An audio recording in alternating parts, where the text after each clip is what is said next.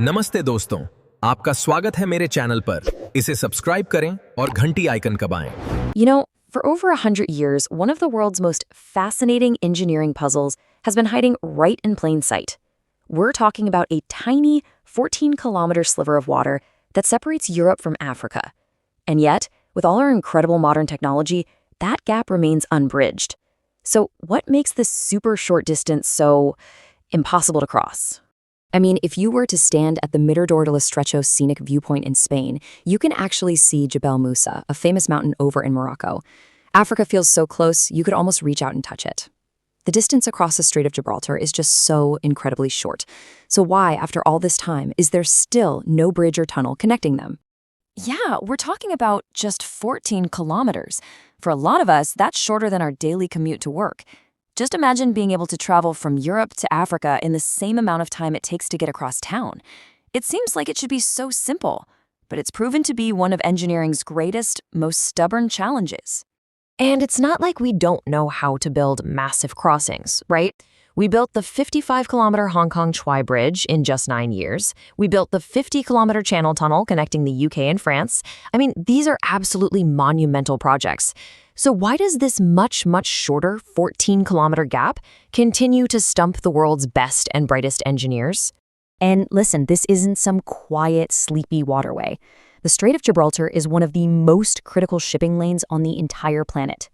About 100,000 vessels pass through here every single year, carrying a staggering amount of global commerce.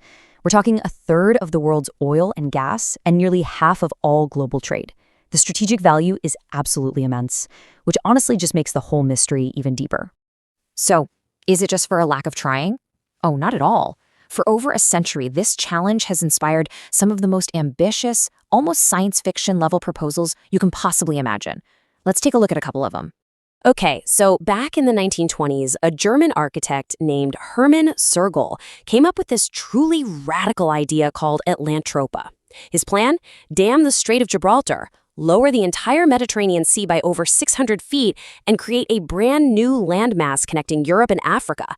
It was this wild, utopian vision for a new supercontinent, but, well, the massive cost and the terrifying environmental dangers kept it firmly on the drawing board.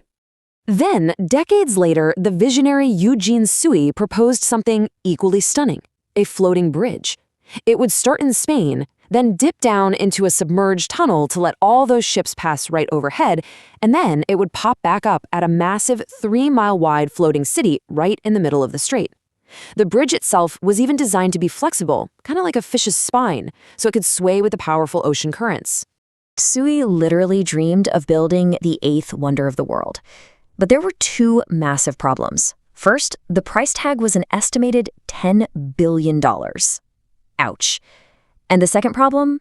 Well, just as this incredible dream was being imagined, new research was revealing the true horrors lurking right beneath the waves.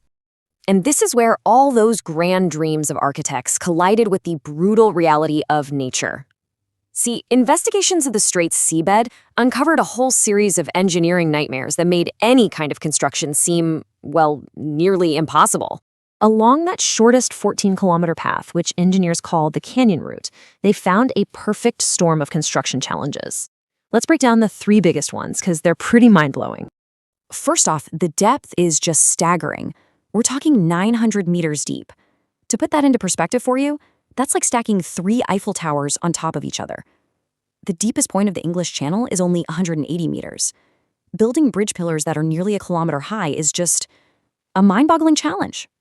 And what would these gigantic pillars be built on? Well, the seabed is made of something called breccia. It's this crumbly, unstable mix of rock and clay. It's basically like trying to anchor a skyscraper in wet mud. Any foundation you tried to build could just collapse. And as if that weren't enough, this is one of the most geologically active places on Earth. The fault line between the African and Eurasian tectonic plates runs directly underneath the strait. Can you imagine anchoring a bridge to 2 continents that are constantly grinding against each other? The slightest tremor could shatter the entire structure. So yeah, the short route was a total non-starter. But engineers didn't give up. They found another path, a longer but much safer route that cleverly avoids the worst of these obstacles. Instead of that impossible 14-kilometer canyon route, the focus shifted to the 28-kilometer threshold route. Now, while it's twice as long, the depth is only 300 meters, and the geology is far more stable. This is what makes a tunnel rather than a bridge a realistic possibility. So, the current most viable plan is for a submerged railway tunnels system. It would be made up of 3 parallel tunnels, one for trains going north, one for trains going south, and a service tunnel right in the middle for maintenance and emergencies. Pretty standard stuff, really. And the impact? It would be revolutionary. This tunnel would slash the travel time between major hubs like Casablanca and Madrid from 12 hours all the way down to just 5.5. The plan is sound, the technology exists, so what's the holdup? Well, it turns out, after figuring out how to overcome all of nature's incredible obstacles, the final and most stubborn barrier is one we actually created ourselves. It's not about geology anymore, it's about geopolitics. See, the project is a joint venture between Spain and Morocco, but their relationship has always been, well, complicated. The core issue is the disputed territories of Ceuta and Melilla, 2 Spanish cities right on the Moroccan coast. Spain controls them, Morocco claims them, and this long-running dispute has repeatedly stalled any real progress. And the pattern is crystal clear. The 2 nations agreed to cooperate way back in 1979. But then, in 2008, a visit by the Spanish king to those disputed territories put the whole project on ice.